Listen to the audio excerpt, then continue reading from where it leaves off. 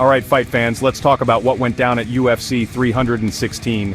This was the rematch everyone wanted. Merab the Machine Dvalishvili, putting his Bantamweight title on the line against Sean Sugar O'Malley, right in the heart of Newark, New Jersey.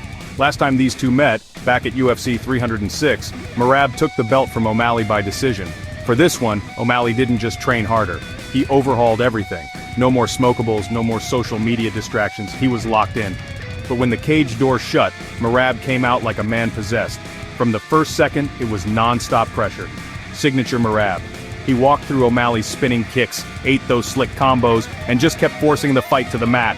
O'Malley did get some clean shots in, even managed to stuff a few takedowns in round 2, but Merab's gas tank just doesn't quit.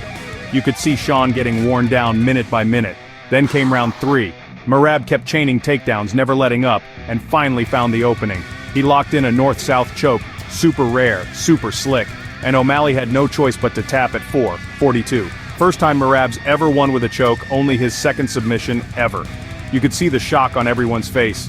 That win takes Merab to a 13-fight unbeaten streak.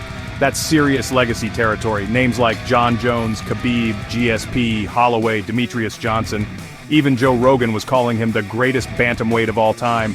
The way he set up that choke, Rogan called it freakish. So what's next? All eyes are on Corey Sandhagen, ranked number 4, and hungry for a shot at the crown. If Merab keeps this up, we're witnessing one of the best title runs ever in the division. Bottom line, Merab's pressure, cardio, and grappling are on another level. Third title defense finished O'Malley with style, and now the division has to chase it. If you enjoyed the breakdown, hit that like, subscribe, and bell. Don't miss the next one. Catch you next time.